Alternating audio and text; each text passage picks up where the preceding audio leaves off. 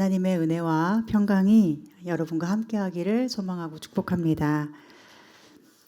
오늘 로마서 8장 말씀으로 여러분과 하나님의 말씀을 나누고자 합니다. 로마서는 사도 바울이 로마에 있는 그리스도인들에게 보낸 편지인데 그 중에서도 8장은 복음의 핵심이자 진수라고 할 수 있는 귀한 말씀입니다. 이 말씀을 단지 어떤 교리적인 말씀 또 종교적인 해석으로 지나칠 것이 아니라 하나님께서 오늘 나에게 들려주시는 귀중한 말씀으로 받아서 우리 안에 우리를 사랑하시는 하나님으로 인한 놀라운 은혜와 평강이 넘쳐나기를 소망합니다. 먼저 우리 1절에 보면 그러므로 이제 그리스도 예수 안에 있는 자에게는 결코 정죄함이 없다고 말씀합니다. 그리고 2절에는 이는 그리스도 예수 안에 있는 생명의 성령의 법이 죄와 사망의 법에서 너를 해방하였기 때문이라고 말씀합니다. 여기서 계속 반복되는 말씀이 있는데 바로 뭐죠? 그리스도 예수 안에라는 문구죠. 이 말은 무슨 뜻인가요? 그리스도 예수 안에, 이것은 믿음 있는 사람을 뜻하죠. 그런데 그리스도 예수 안에 있는 자에게는 뭐가 없어요? 결코 정죄함이 없대요. 왜냐하면 그리스도 예수 안에 있는 생명의 성령의 법이 너를 해방하였기 때문에 라고 바울은 기록합니다. 이것은 우리가 아멘으로 받아야 할 소중한 말씀입니다. 아마도 바울은 정죄감이 무척 많았던 것 같습니다. 왜냐하면 오늘 우리가 읽지 않았지만 7장에 보면 계속해서 고백하는 것이 자신의 죄성에 대한 고백이에요. 우리가 알다시피 바울은 평생 예수님을 위하여 살다가 예수님을 위해 목숨도 바친 사람이에요. 그리고 아마도 이 로마서는 그의 목회를 아주 열심히 한 후에 달려갈 길을 다 가면서 말년쯤에 쓴 것으로 보입니다. 그런데 그렇게 자신의 모든 것을 바쳐서 주님을 사랑하고서도 바울이 고백하는 게 뭐예요? 나는 왜 이렇게 죄를 짓는가? 입니다. 그것도 그냥 자기 혼자서 고민하는 게 아니라 이 로마 그리스도인들에게 공식적으로 편지를 보내면서 고백하고 있어요. 나는 왜 이렇게 죄를 짓는가? 자기 육신에 선한 것이 없고 자기가 선을 원하지만 선을 행하지 못하고 도리어 원하지도 않는 악을 행하고 있다고 그는 고백해요. 무슨 악을 행했습니까? 사도 바울이 어떤 죄를 지었다 해도 지금 우리보다 악했을까요? 그런데 믿음이 깊어질수록 주님을 알면 더 알수록 알게 되는 거죠. 자신이 죄인이라는 것을.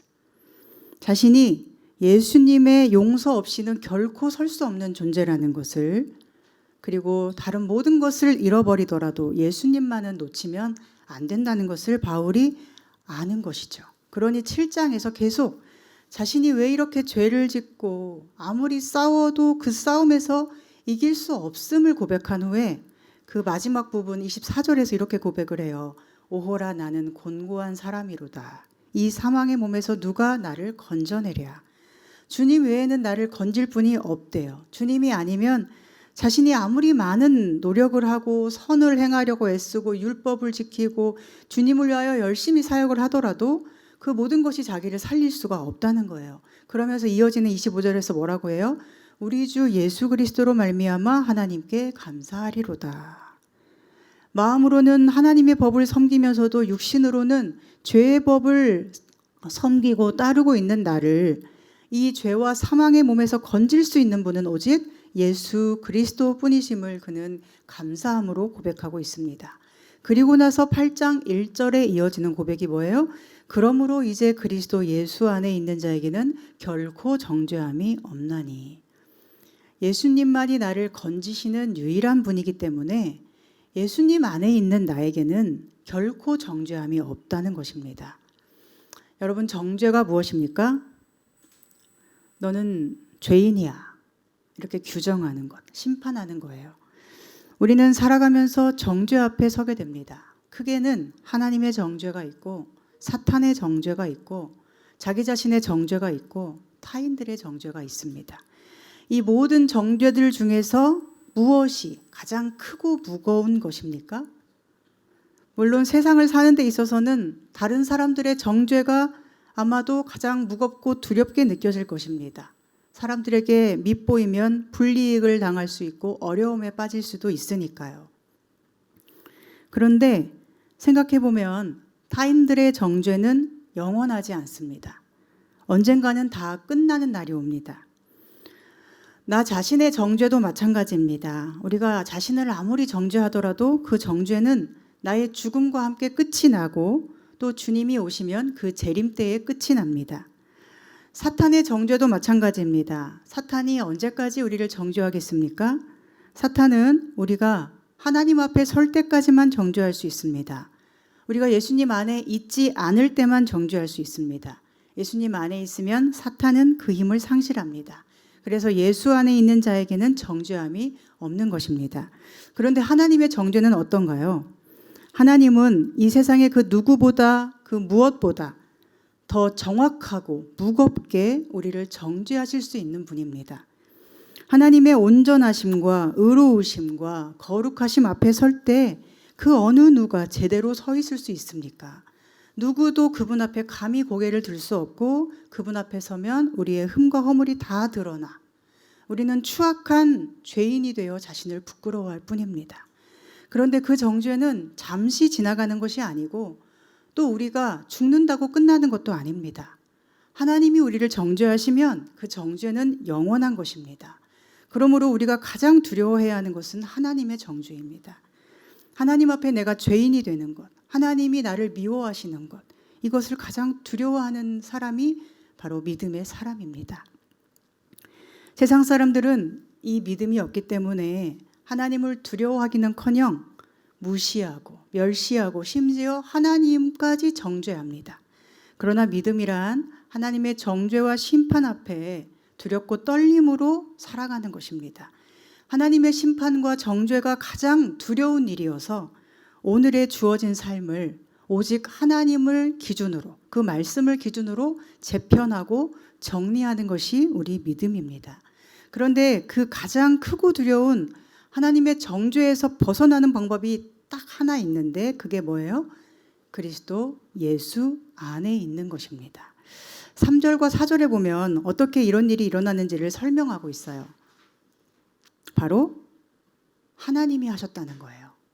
하나님이 아들을 육신의 모양으로 보내셔서 인생의 모든 죄에 대해 정죄하심으로 3절 마지막에 보면 육신의 죄를 정하사, 이게 정죄하는 거죠. 그렇게 정죄하심으로 예수님을 통하여 율법의 요구를 다 이루셨다는 것입니다. 율법은 우리를 샅샅이 파헤쳐서 너는 이것이 죄야 라고 정죄할 것이 수도 없이 많은데 그렇게 우리는 하나님의 정죄 앞에서 피할 길이 도저히 없는 인생들인데 예수님이라는 모든 인생의 샘플과도 같고 모델과도 같고 대표와도 같은 그 예수님이라는 분이 오셔서 그분은 죄가 없고 흠이 없고 거룩한 분이기 때문에 모든 인생의 죄를 대신하여 짊어지시고 넌 죄인이야 하시는 하나님의 정죄를 십자가 위에서 다 받아내셔서 이제 예수님과 함께 죽고 예수님과 함께 살아난 모든 사람은 즉 그리스도 예수 안에 있는 모든 사람은 결코 정죄함이 없다는 것입니다. 오늘 여러분은 그리스도 예수 안에 있습니까? 아멘. 그러므로 여러분에게는 결코 정죄함이 없습니다. 하나님께서 여러분을 정죄하지 않는다고 말씀하십니다. 특별히 1절에 결코라는 단어와 2절에 너를이라는 단어가 중요합니다. 결코라는 것은 그리스도 예수 안에 있는 자에게는 그 누구도 그 무엇도 정죄할 힘과 자격이 없다는 거예요. 너를이라는 것은 이것이 실제적인 말씀이라는 것입니다. 나와 상관없는 어떤 사람의 이야기가 아니라 바로 나를, 즉 저와 여러분을 해방시켜 주신 생명의 성령의 역사를 바울은 선포하는 것입니다. 그렇다면 이렇게 결코 정죄함이 없고 해방된 그리스도인의 삶은 어떻게 되나요? 그의 삶은 그리스도 예수 안에 있기 때문에 이제는 육신을 따르지 않고 영을 따르게 된다고 합니다. 4절에 보면 육신을 따르지 않고 그 영을 따라, 성령이죠. 영을 따라 행하는 우리에게 5절에는 육신을 따르는 자는 육신의 일을, 영을 따르는 자는 영의 일을 생각하나니. 6절, 육신의 생각은 사망이요 영의 생각은 생명과 평안이니라 말씀합니다. 무엇이 육신을 따르는 것이고 육신의 일일까요? 무엇이 성령을 따르는 것이고 성령의 일일까요? 우리는 육신의 일 하면 사회적으로 혹은 도덕적으로 죄 짓는 것을 생각하는 경향이 있습니다. 도둑질, 간음, 살인 등 죄를 짓거나 아니면 육체적인 쾌락을 위해서 뭔가 하고 다니는 것, 이런 걸 육신의 일이라고 생각하는 거예요. 그러나 우리에게는 분명한 기준이 있어요. 사도 바울은 그 분명한 기준을 오늘 말씀에서도 가르쳐 주고 있는데 바로 7절입니다. 육신의 생각은 하나님과 원수가 되나니 이는 하나님의 법에 굴복하지 아니할 뿐 아니라 할 수도 없음이라. 육신의 생각, 육신의 일이란 육체가 원하는 뭔가를 쾌락을 위해 쫓아다니는 것이 아니라 더 크게 보아서 하나님과 원수되는 삶을 사는 거예요. 하나님의 법에 굴복하지 않는 거예요. 그 법에 굴복할 수 없는 거예요. 이게 육신의 일입니다. 왜 하나님의 법에 굴복할 수 없어요? 자기가 더 중요하니까요. 자기 뜻이 더 중요하니까요. 자신의 성공과 행복이 하나님의 말씀에 순종하는 것보다 더 중요하기 때문입니다. 이것이 영을 따르지 않고 육신을 따르는 자의 모습이에요. 그렇다면 누가 육신을 따르는 사람인가요? 아직 예수님을 믿지 않는 사람이기도 하겠지만 예수님을 믿는다고 말은 하면서도, 즉 교회에 다니기는 하면서도 하나님의 뜻보다 자신의 뜻과 입장이 더 중요한 사람이기도 합니다. 여러분도 잘 아시지만 교회는 무엇입니까? 교회는 건물이 아니에요. 교회는 예수 그리스도를 구주로 영접하여 섬기는 성도 한 사람 한 사람, 그리고 그들의 모임입니다. 예수님은 교회를 구원하십니다. 교회는 교회 이름으로 간판 걸고 있는 어떤 건물 안에 있는 사람을 뜻하지 않습니다. 교회라는 조직 안에 있는 사람이 아닙니다. 교회는 예수님을 그리스도로 모시고 예수님을 사랑하며 의지하는 사람입니다.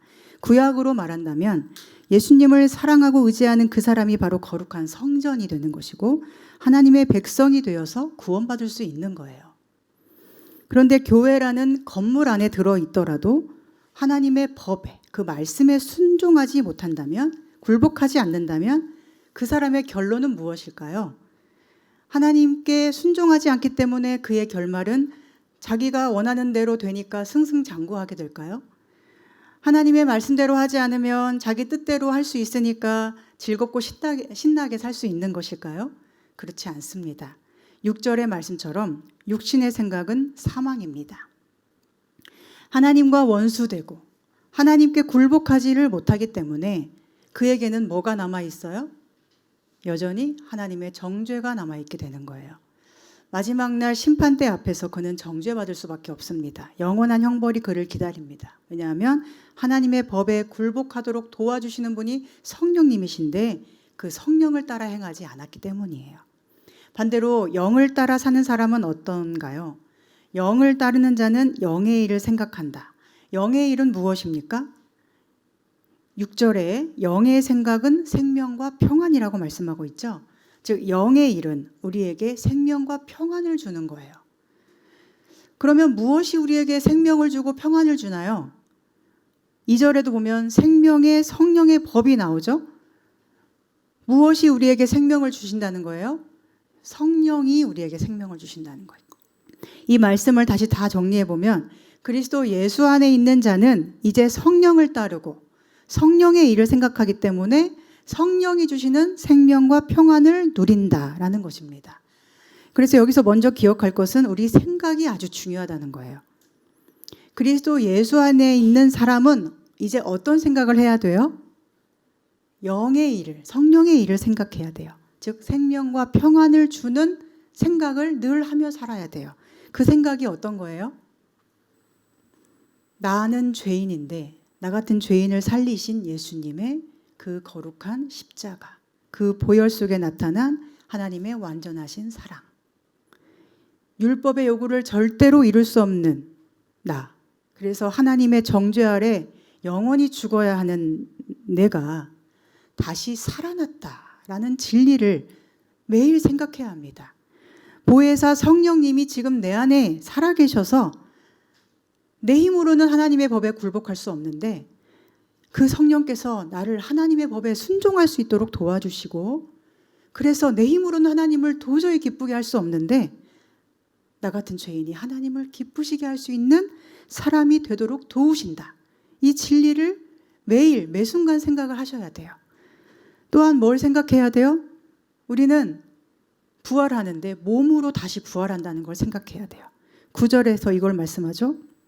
9절부터 몸은 죄로 말미암아 죽은 것이나 영은 의로 말미암아 살아있는 것이니라. 그리고 뒤에 가면 너희 죽을 몸도 살리시리라.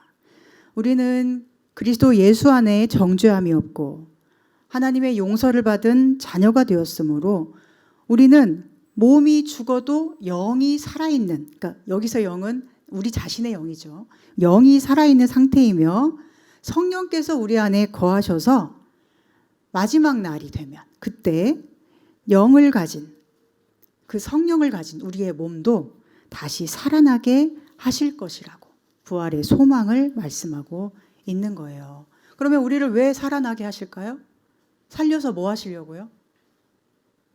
살아난 우리가 해야 할 일은 뭐예요? 바로 하나님의 영광을 찬양하는 일입니다. 이것을 늘 생각하며 살아야 합니다.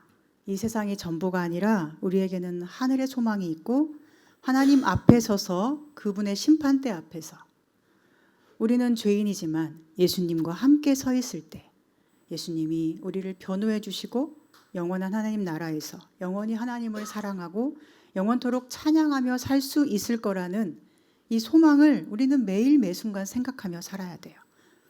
그런데 문제는 우리 생각이 늘 어디에 멈춰져 있어요?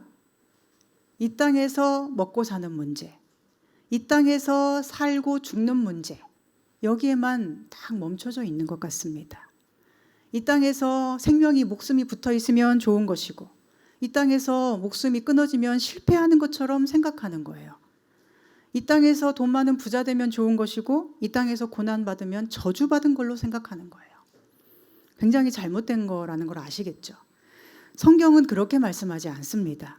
성경이 말씀하는 신앙인의 삶은 고난이 와도 그 고난이 나를 하나님께로 더 가까이 이끄는 도구가 되기 때문에 고난이 축복이고 오히려 감사할 일이라고 해요.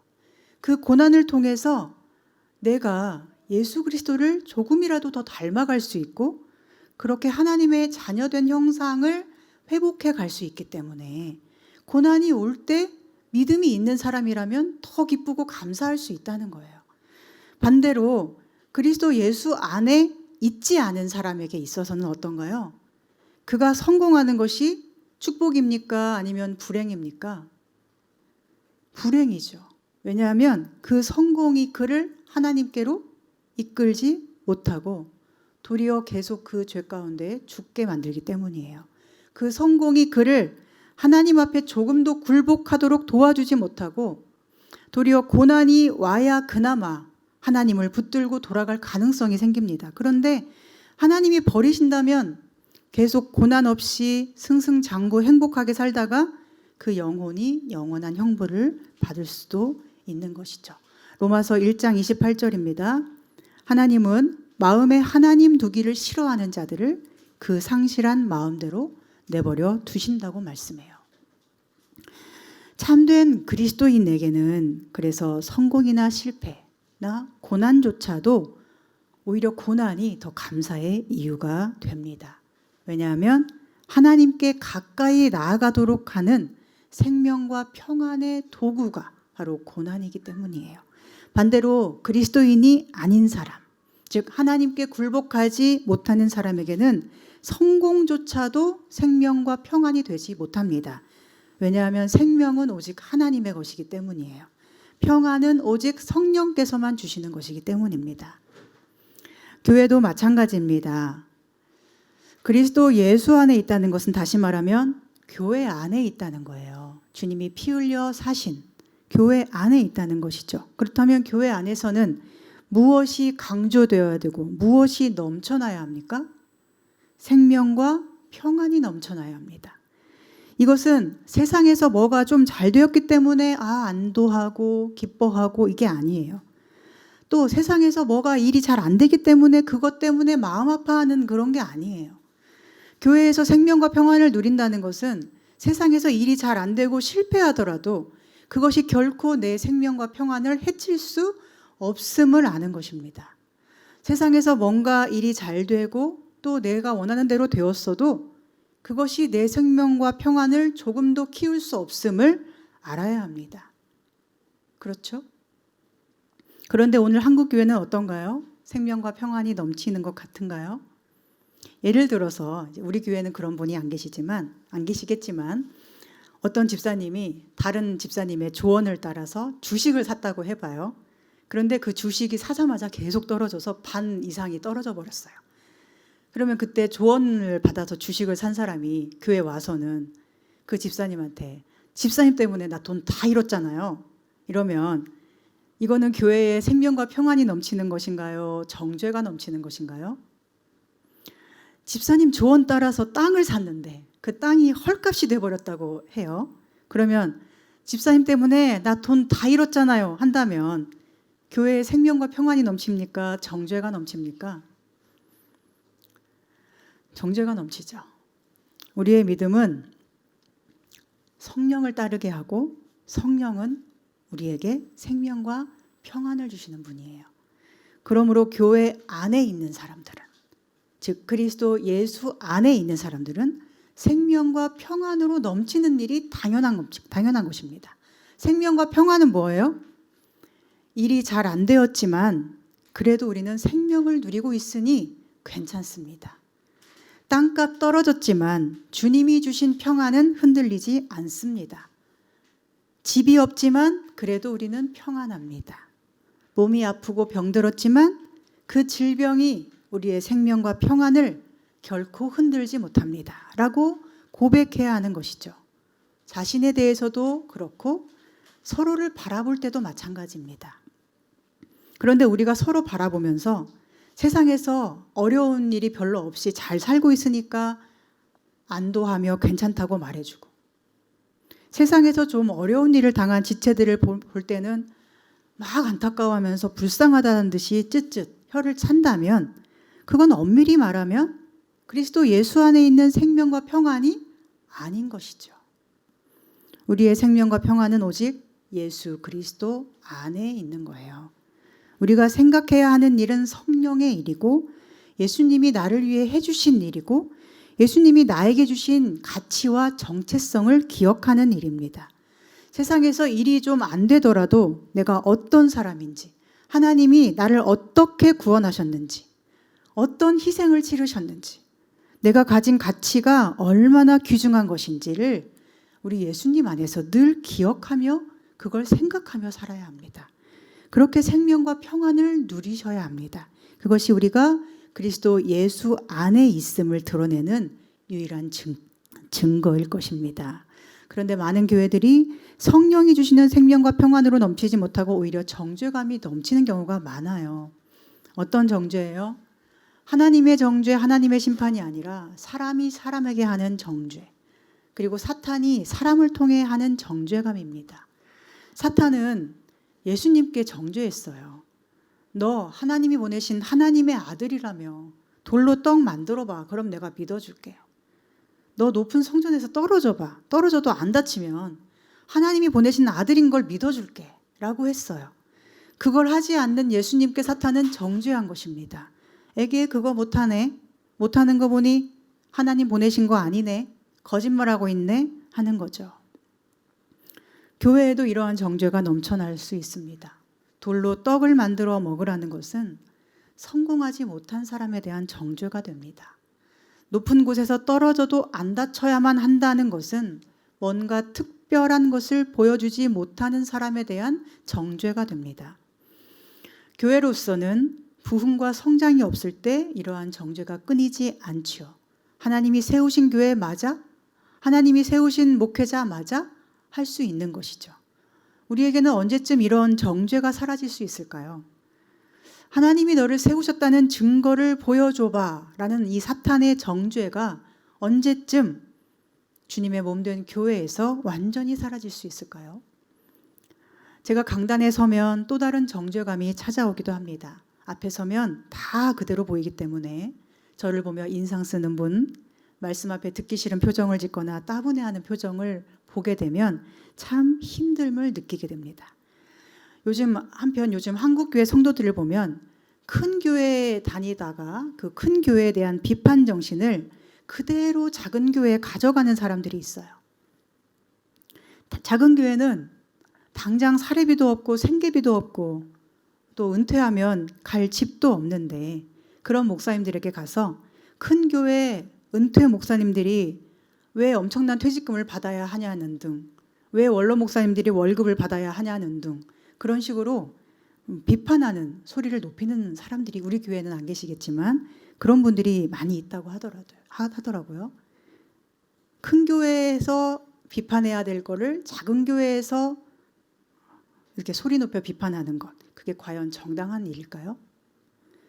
큰 교회의 힘과 권세 앞에서는 아무 말을 못하다가 작은 교회는 쉽게 여기고 이 말 저 말 하면 그게 과연 믿음의 공동체, 생명의 공동체가 될 수 있을까요?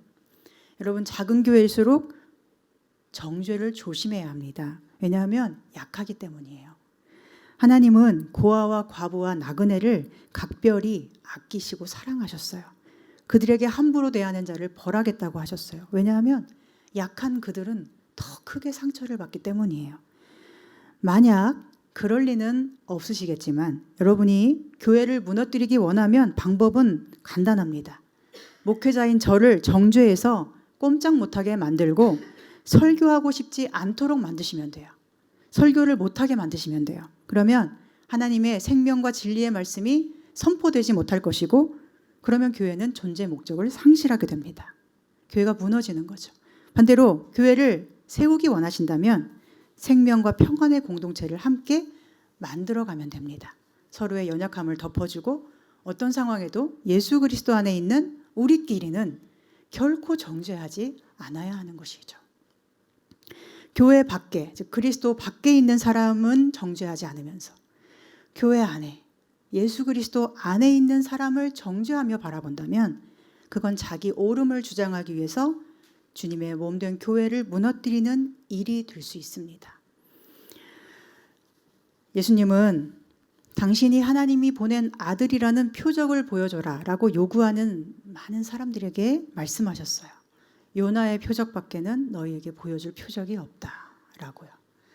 요나의 표적이라는 것은 사흘 동안 큰 물고기 뱃속에서 죽은 듯이 머물며 회개했던 요나의 모습을 말씀하신 것인데 이것을 통해 예수님은 모든 인생들의 죄의 짐을 대신 짊어지시고 율법의 요구를 이루시기 위해서 3일 동안 어둠의 무덤 속에 머물러 계실 것을 암시하신 것이죠. 내가 십자가에 죽는 것 밖에는 하나님의 아들이라는 다른 표적은 없어 라고 말씀하신 거예요. 내가 하나님을 위하여 그분의 뜻을 위하여 그분의 영광을 위하여 나 자신을 드리고 헌신하고 고생하고 십자가에 죽는 것 외에 너희에게 보여줄 다른 표적은 없어.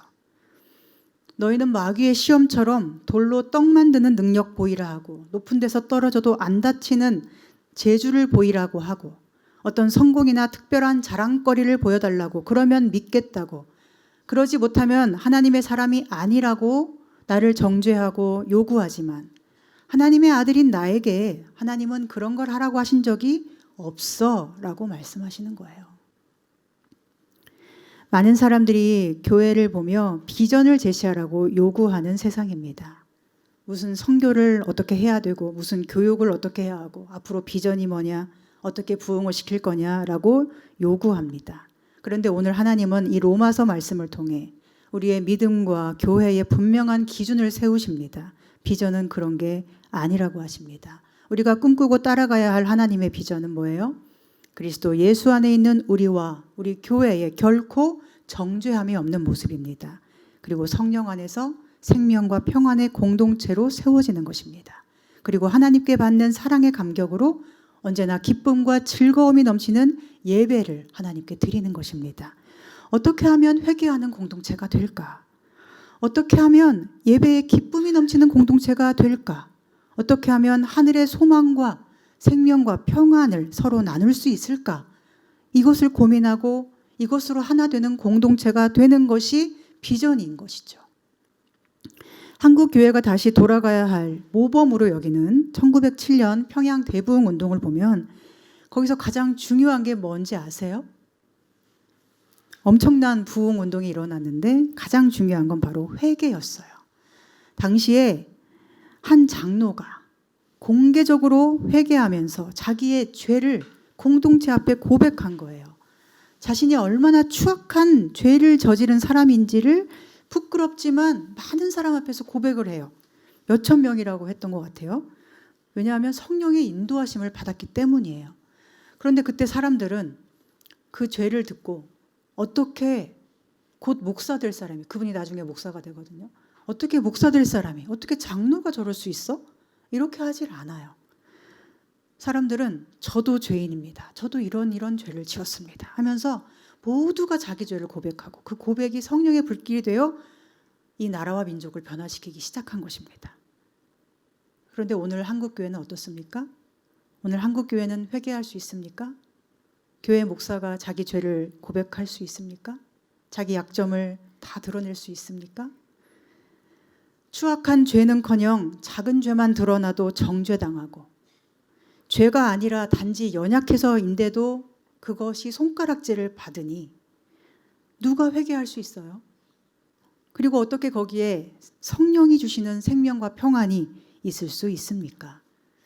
우리가 스스로를 돌아볼 때 그리고 다른 사람을 볼 때에도 예수 안에 있는 자인지를 확실하게 알 수 있는 기준은 그 사람 안에 정죄함이 있느냐, 그리고 내 안에 정죄함이 있느냐입니다.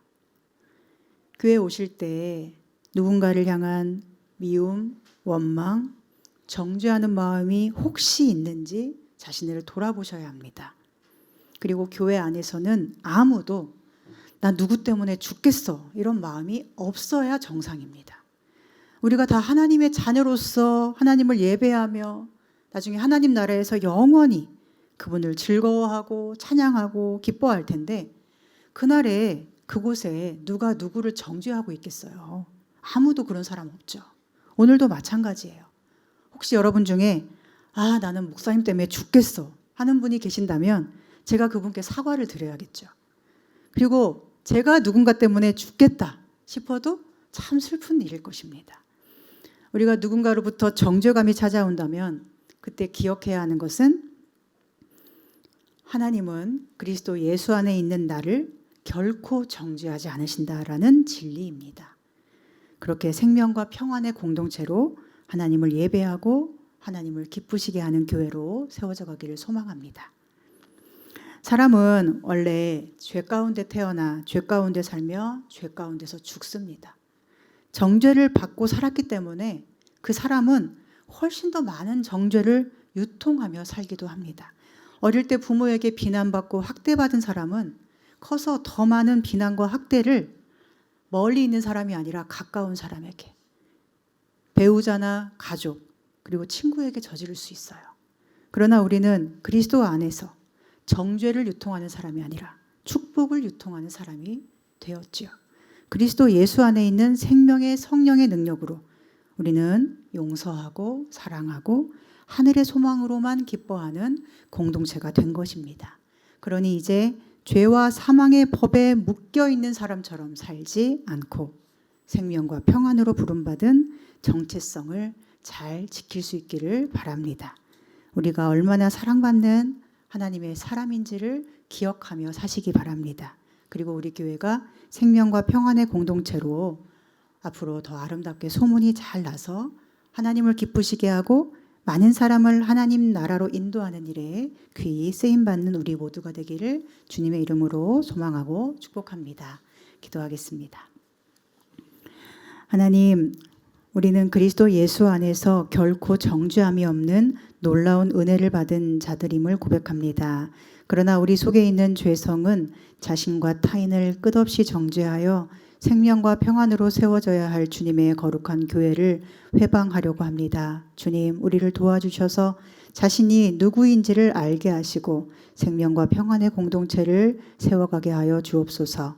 오직 예수님만이 우리의 생명이심을 고백함으로 고난 속에서도 힘을 얻으며 평안을 누리게 하여 주시고 성령님을 따라 하나님을 기쁘시게 하는 자녀된 삶에 승리하게 하여 주옵소서. 예수님의 이름으로 기도합니다. 아멘.